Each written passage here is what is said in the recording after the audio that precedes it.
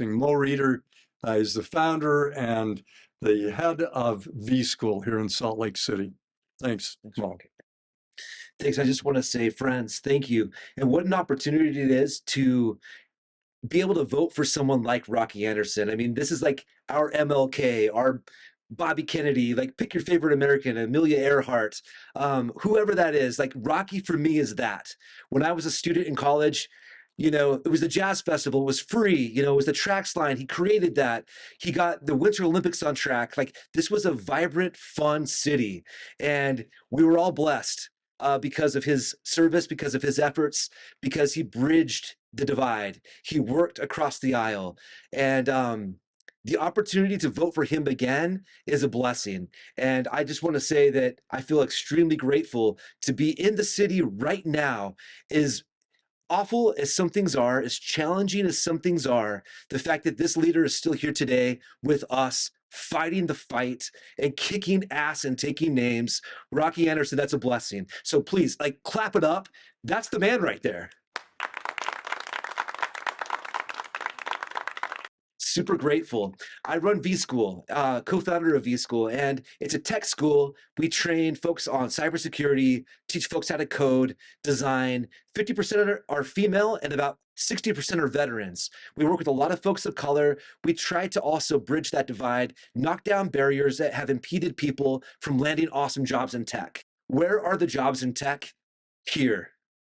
Not in our city. They're all down south. We hear all these Bluffdale stories, Lehigh stories, all of that abundance, all of those great jobs are not in Salt Lake City. We've got some awesome buildings. You look around, these are legacy buildings, the Ken Garfs, the Mavericks. These are awesome companies started by good humans, but these are not the innovative tech companies that our mayor claims to bring to our city. Again, promises, you know, a lot of tryhards, you know, maybe not trying at all. Regardless, everything is going south in tech. We've had the opportunity to build a good business here in Utah. I came from San Francisco about 8 years ago. I went to school out here in Utah, moved from San Francisco about 8 years ago. We started off in Provo. My co-founder was in Provo, and I was like, I cannot wait to leave the beautiful city of Provo to go to a much more beautiful city where I thought the art was, you know, there was no tech, but I thought it was the art, you know, it's the community, it's the culture, it's family friendly, it's all the above. We want to be where the food is, the nightlife, like we want to be in Salt Lake City. So I convinced my partner, I'm like, okay, because at the time we were in person, it was an in-person experience. We flew people from all over the country to Salt Lake City to learn how to code or design or cyber. And these women, these veterans, all these awesome people getting great jobs in tech, flew them all to Salt Lake City. They were shocked. Every one of them could not believe we were also by the Gateway in a really cool building, artistic, beautiful, awesome. We had great partners. We had a great landlord, all the above, but we could not control the riffraff and the degradation on our city streets. We had students coming from massive cities, Detroit, Cleveland, whatever. They're like, wow, Salt Lake City is rough. I had no idea. We lost a student to the streets. He had a history of mental illness and some challenges with substances. He got his life back on track, amazing human, learned to code, you know, he passed all the assessments. To get into our school is kind of hard, right? You got to go through like, you know, through the steps. Like we have to make sure you're a good fit for it. He passed everything with solid marks. He got into our school and running around the block a couple of times, he fell victim again to substance. We lost a student that came to Salt Lake City to get his life back on track. He went back to those old habits. It was everywhere. My story is not unique. When I hear from these other business owners, my heart hurts. And we happen to be one of the lucky ones. COVID hit us all like bricks, right? But because we're a tech school, we were able to take our in-person experience and transition online. The PPP loans hit just at the right time. I thank the federal government for that. Our city in Salt Lake City did nothing, right? But we had just enough capital from the government and just enough time to take our business online, which we continue to thrive today. It's healthier online for us, but it doesn't mean that like our city's still. There should be a place and a space. It should be safe here. And we moved from the Rio Grande area by the Gateway. We moved to 150 South State. And this is after, it's the same story. Cleaning up, spraying off the porch every single morning, breaking up fight after fight after fight, muggings. Our students were getting mugged. No woman or man wanted to come to school here, but I felt especially like certain that no female students would ever want to come to Salt Lake City to learn how to code here. And because diversity was so important to us, and really that's our mission to break down these barriers, we moved to 150 South State, thinking that in the heart of our city, that would be cleaner and safer. Holy hell on earth. Like 150 South State was a nightmare. Awesome landlord, beautiful building, but again, we would call the folks in Orange, the Downtown Alliance folks, the ambassadors, every day.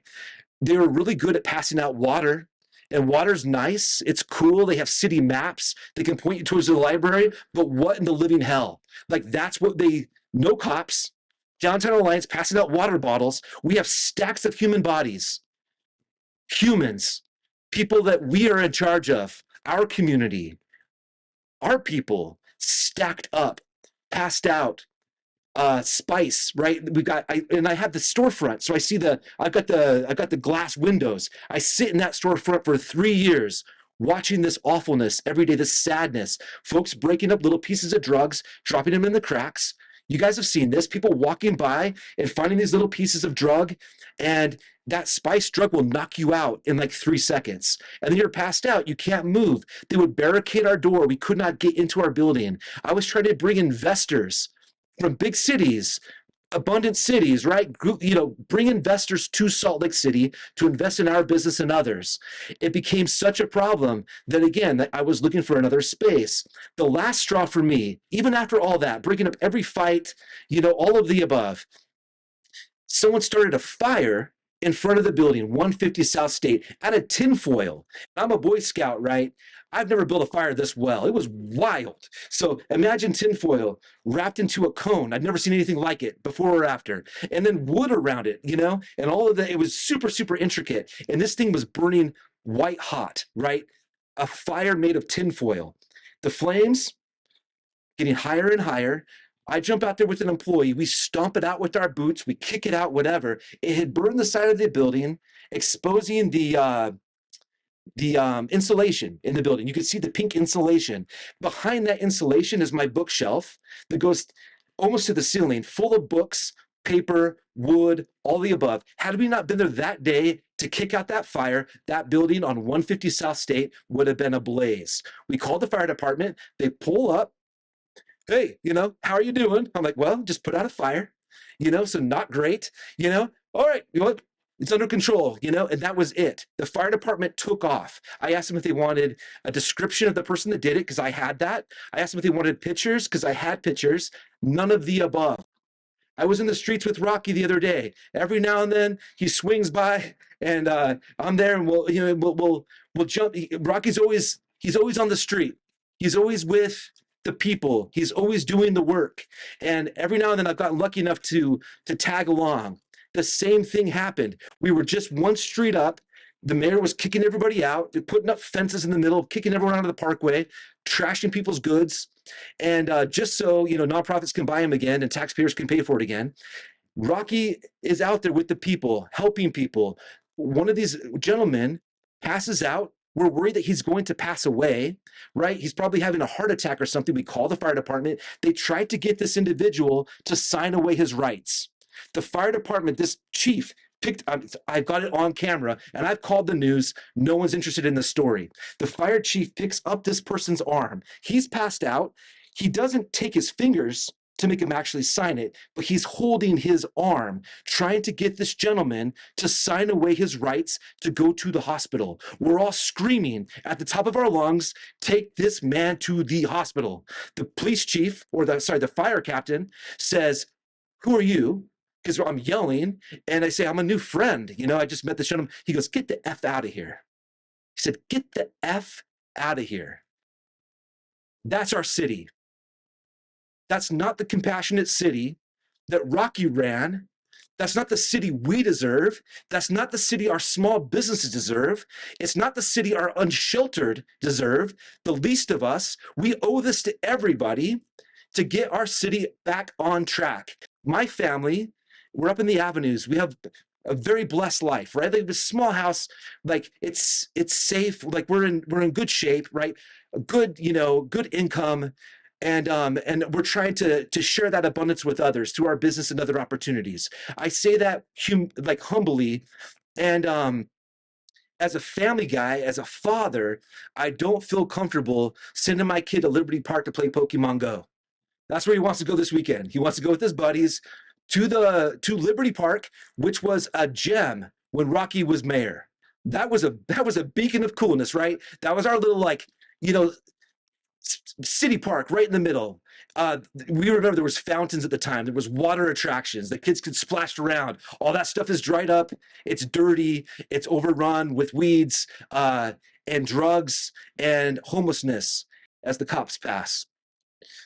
Yeah, they should jump in here and, right? Here it is in front of us. All of this opportunity with one man willing to do the work.